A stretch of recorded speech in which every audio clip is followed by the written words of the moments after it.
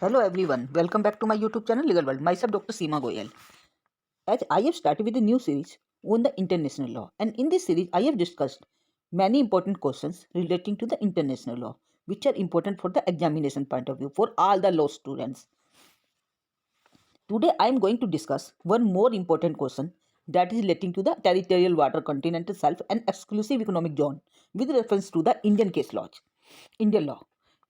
Or this question may be asked in the another form, that is the explain the concept of territorial sea and also discuss the rights and duties of the other states over the territorial sea of the coastal state. This is our question. If we talk about the territorial water, continental shelf and exclusive economic zone, the law relating to this is Territorial Water, Continental Shelf, and Exclusive Economic Zone and Other Maritime Zones Act 1976. This is an act which deals with certain matters relating to the territorial waters, continental shelf, and exclusive economic zone, and the other maritime zones of India. Under this act, rights over the land, minerals, and such resources which are found beneath the ocean inside the territorial water, continental shelf, or exclusive economic zone, that is also known as EEZ, of the nation, are vested in the central government of India. And this act focuses on the India's specific rights and jurisdiction over the maritime zones and such boundaries which are shared by the neighboring countries also. If we talk about the law of the sea and the maritime law, these are the two different terms which seems to be similar, but both are the different terms. If we talk about the maritime law, or admiralty law is also known as by admiralty law, this is the body of law that was the nautical issues and private maritime disputes. Why, on the other hand, if we talk about the sea, law of the sea, this means that is the law relating to the rights and liabilities of the nation with respect to the world's ocean. So the rights and liabilities relating to the maritime sea, relating to the laws of the sea, that deals with the business, environment, maritime resources, and boundaries. And the main treaty on the law of the sea is United Nations Convention on the law of the sea, that is known as UNCLOS, which is the base of this act, जो इसका main आधार मानी जाती है. If we talk about the historical background of this act, the concept of the law of the sea was evolved during the time of Grotius, also known as Hugo Grotius, and these were observed by the states as customary rules of the international law, and the entire sea was divided into three parts. यहाँ पे देखा जाए तो पूरा जो हमारा जो सी है उसको तीन पार्ट्स में डिवाइड किया गया था. One was territorial sea, other was contiguous zone, and the third one was high seas. If we talk about the Hugo Grotius, the Dutch lawyer, he was a Dutch lawyer and was the first person to have expressed and analyzed the law relating to the sea and discussed the formulation and the principle regarding the freedom of the sea. In his book, that is known as Mere Liberalium in 1609. If we talk about Section 3 of the Territorial Water, Continental Shelf and Exclusive Economic and Other Maritime Zones Act 1976, it notifies the sovereignty of the Indian states over and with respect to the territorial water, foreign ships, submarines, warships, and so on can utilize the territorial water, but only with the approval of the central government. At a distance of 12 nautical miles measured from the baseline towards the sea line, the territorial sea and the territorial sea are considered within the jurisdiction of the coastal state, which has complete control over it. And the distance of 24 nautical miles toward the sea measured from the baseline is considered to be the contiguous zone. जैसे कि मैंने आपको बताया कि यहाँ पर जब territorial सी की बात करते हैं, सी लार्ज ऑफ द सी की बात करते हैं, तो यहाँ पर हुगो ग्रोटियस जी के हिसाब से यहाँ पे जो सी था उसको तीन भागों में डिवाइड किया गया था. One was territorial sea, other was contiguous zone and third one was high sea. In 1909 में Russia claim territorial zone up to the 12 nautical miles and few other countries, while other few countries claim 4 miles. Thus, there was this claim of Russia and other states was inconsistent with the customary rules.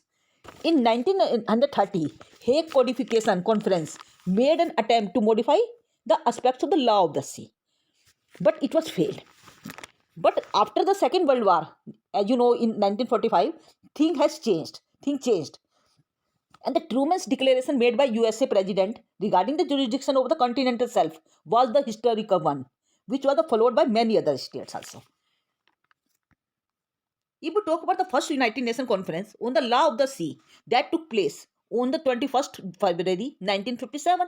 जो पहली जो conference हुई थी, United Nation conference हुई थी law of the sea के ऊपर, वो पहली कॉन्फ्रेंस 21 फरवरी 1957 को हुई थी। In this general assembly of the United Nation a resolution for the conveying conference on the law of the sea, वहाँ पे पहली यूनाइटेड नेशन के द्वारा पहली कॉन्फ्रेंस इसके द्वारा की गई थी 21 फरवरी 1957 को। और यहाँ पर 1958 में this conference was held in Geneva to consider the draft, number of draft were prepared on the International Law Commission. यहाँ पे बहुत सारे ड्राफ्ट जो इंटरनेशनल लॉ कमीशन था उसके द्वारा तैयार किए गए थे इसी से संबंधित। और इस कॉन्फ्रेंस के अंदर लगभग आप देखेंगे 82 countries were attended this conference. 82 countries ने इस कॉन्फ्रेंस को अटेंड किया था and 4 conventions were adopted at the Geneva conference. इसके अंदर 4 कन्वेंशंस जो जिनेवा कॉन्फ्रेंस हुई थी इसके अंदर 4 कन्वेंशंस को अडॉप्ट किया गया था। वो कौन सी 4 कॉन्फ्रेंस थी? One was territorial sea and contiguous zone, second one was convention of the high seas, third one was convention of the fishing and conservation of living resources, and the fourth one was the convention on the continental shelf. These all 4 conventions came into existence one by one. If we talk about the first conference, convention on the territorial sea and contiguous zone, it came into force on September 1964. If we talk about the convention on the high seas, convention on the जो high seas वाली जो convention थी, it came into force on 20 March 1967. And the convention on the fishing and conservation of living resources of the high seas came into force on 20 March 1966. And the last convention, that was the convention on the continental shelf, it came into force on 10 June 1964. But if after this second United Nations conference on the law of the sea took place in 1960.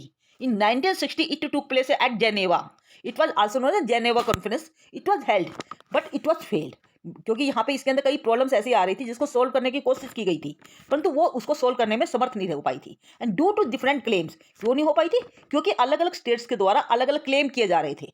It began to realise that the laws formulated by the Geneva conference were inadequate, जिसकी वजह से ये देखा गया कि जो Geneva conference के अंदर जो अलग अलग लॉ बनाए गए थे अलग अलग कन्वेंशन के थ्रू, वो जो लॉ थे वो कहीं ना कहीं इनएडिक्वेट थे, अपर्याप्त थे। ड्यू टू हिडन वास्ट, मतलब वहाँ पे जो देखे जाएगा वहाँ पे बहुत सारे ऐसे रिसोर्सेज थे, मिनरल्स थे जो सीज के नीचे पाए गए थे, उसके संबंध में अलग अलग उनके जो कानून थे उसके संबंध में वो एक मत नहीं थे।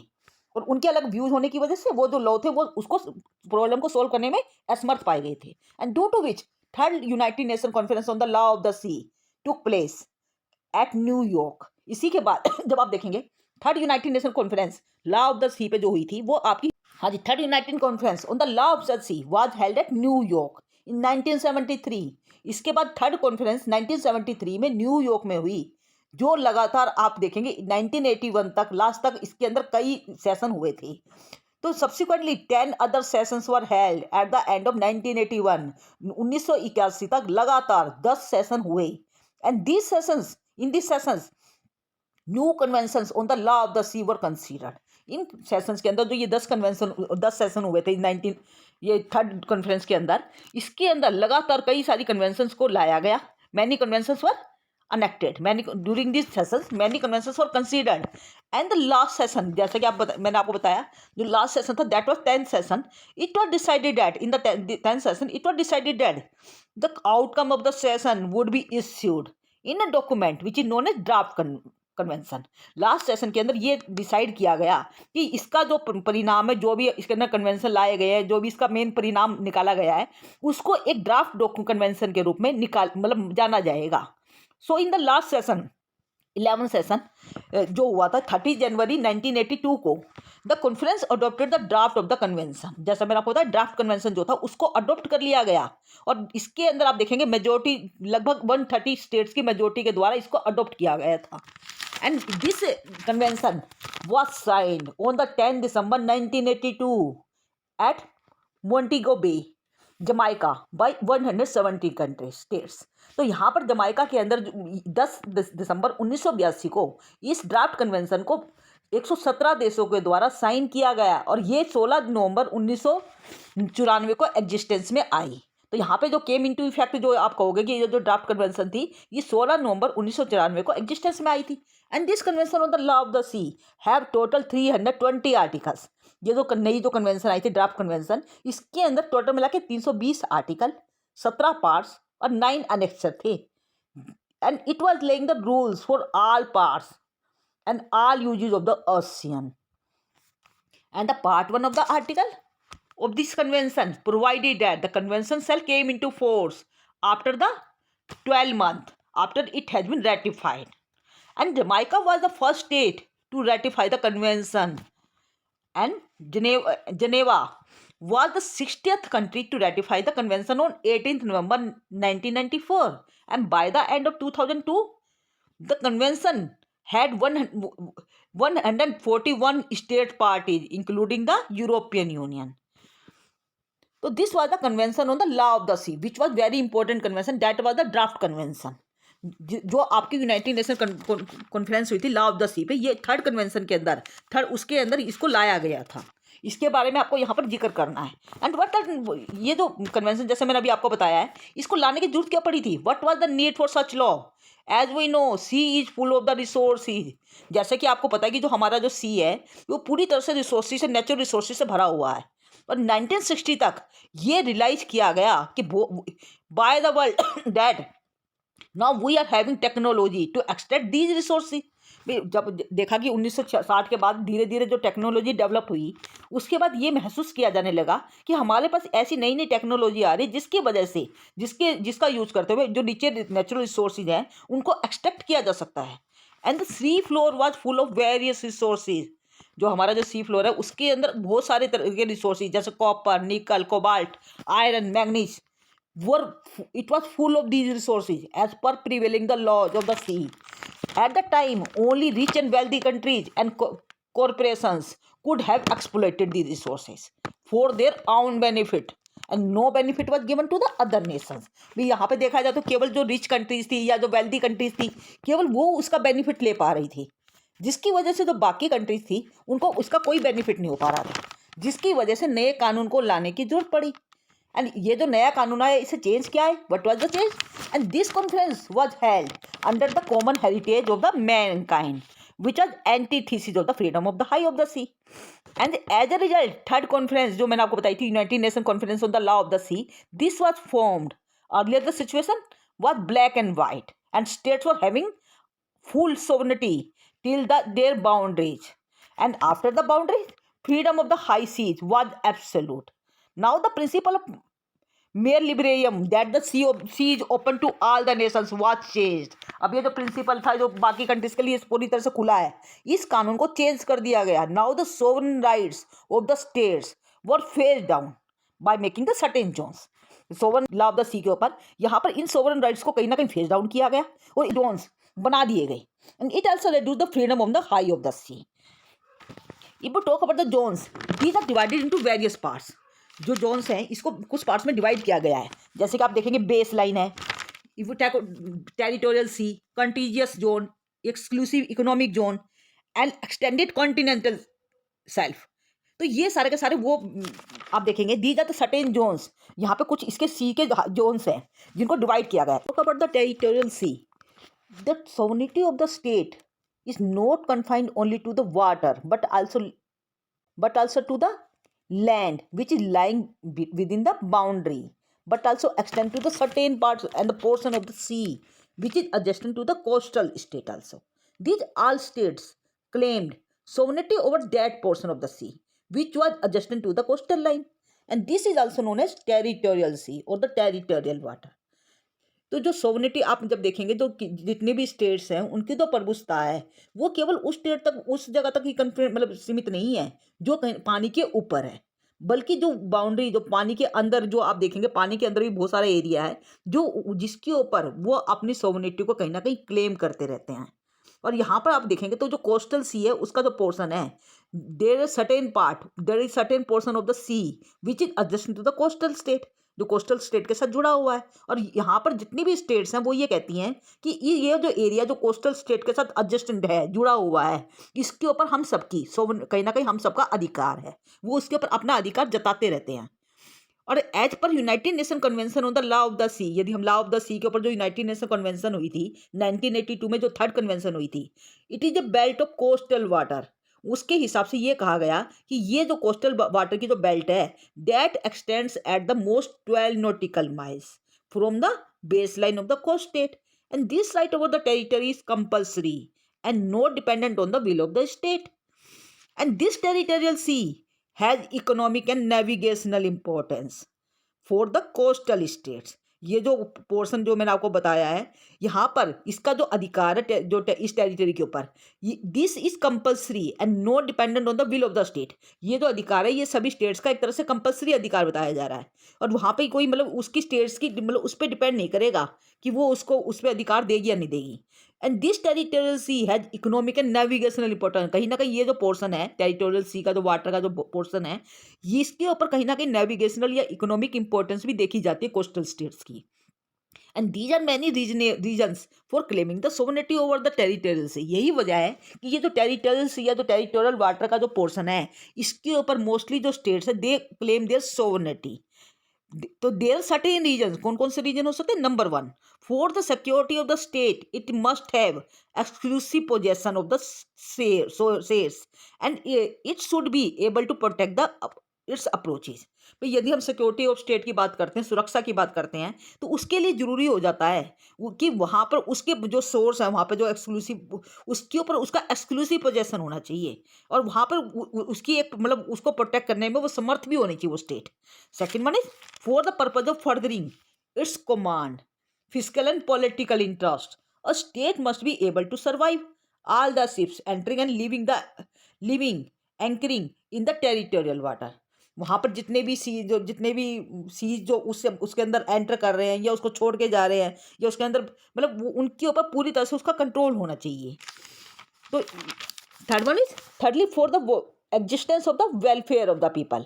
कहीं ना कहीं जो कोस्टल स्टेट्स हैं उनका उसके संबंध में उसके कल्याण यदि हम चाहते हैं कि उनका फायदा हो, एक्सक्लूसिव एक्सप्लॉयटेशन और enjoyment of the products of the sea within the state water is essential. तो वहाँ पे ये जरूरी हो जाता है कि उसका अधिकार उन कोस्टल स्टेट्स को दिया जाना चाहिए कि वो जो प्रोडक्ट्स है उनका वो यूज वो भी कर सके। तो this means for the welfare of the for the existence and the welfare of the people of the coastal states it is essential and exclusive exploitation and enjoyment of the products under the sea within the states territory of the water is essential. कहीं ना कहीं उनका अधिकार उनके ऊपर भी होना चाहिए।